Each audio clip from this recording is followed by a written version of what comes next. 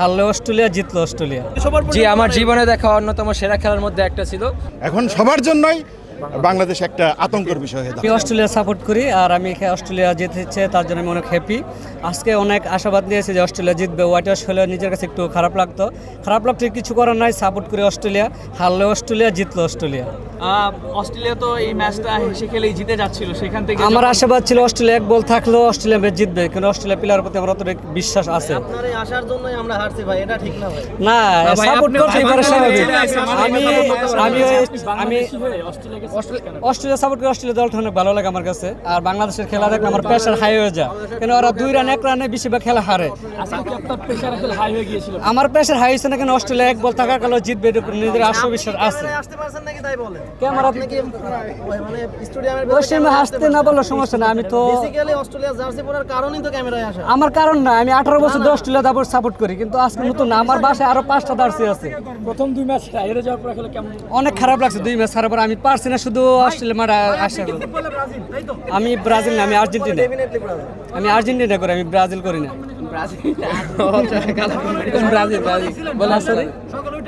সকালে খেলা দেখতে পারি না, অ্যালার্ম দিয়ে রাখছিলাম কিন্তু উঠতে পারি না, পরে ঘুমিয়ে গেছি। এটা খেলা দেখা উচিত ছিল ভাই আপনার। না, 17 তারিখে খেলা দেখবো, আর্জেন্টিনা খেলা দেখবো, কিন্তু ব্রাজিল খেলা আরো জার্সি পরে আসছে তারা। এটা দেখতে আসছেন, কেমন উপভোগ করলেন? যদিও বাংলাদেশ জিতে যাচ্ছিল, অল্পের জন্য হেরে গেছে, কেমন লাগছে?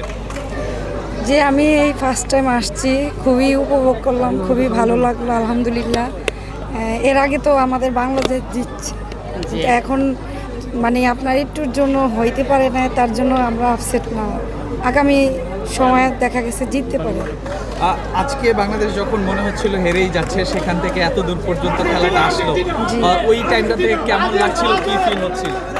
খুবই খারাপ লাগছিল, যদিও আমি খেলার সম্বন্ধে অতটা বেশি ভালো জানি না, তারপরেও যারা বাংলাদেশের খেলা দেখে, উপভোগ করে, দেখা খুবই ভালো লাগছিল, কিন্তু লাস্ট সময় আর ভালো লাগলো না, খুবই কষ্ট প্রথমবার দেয়। খেলা দেখতে এসেছেন, প্রথমবারই বাংলাদেশ হারলো, এটা থেকে খারাপ লাগছে?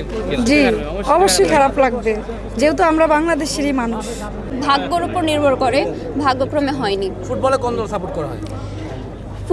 আমি ফুটবল তখন সাপোর্ট করব যখন বাংলাদেশ বিশ্বকাপে খেলবে।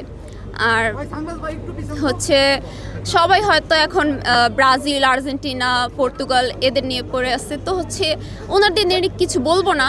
তবে যদি ওনারা একটু বুঝতো যে কেন আসলে ওনাদেরকে সাপোর্ট করা উচিত না, তাহলে এটা হয়তো ভালো হতো।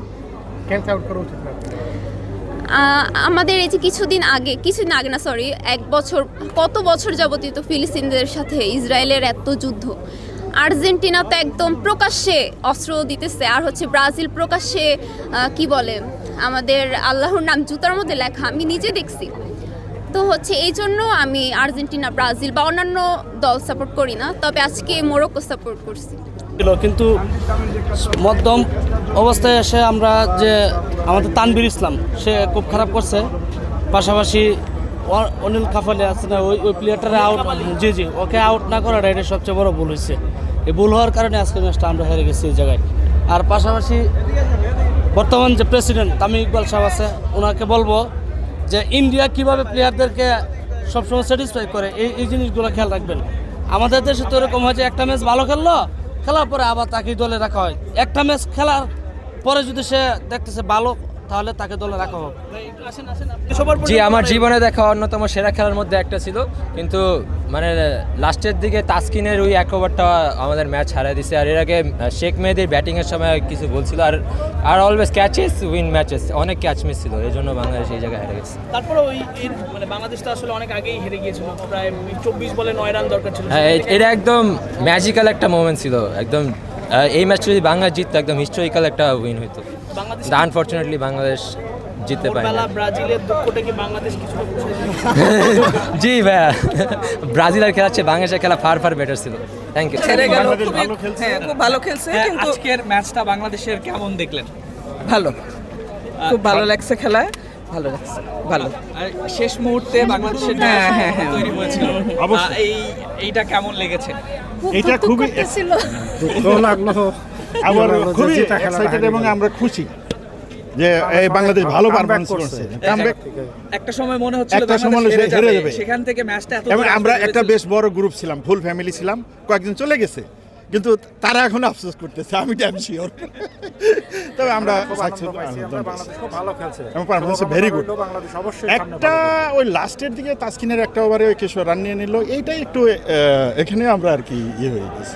আগের থেকে কি বাংলাদেশের আগের থেকে পারফরম্যান্স অনেকটা উন্নত হচ্ছে?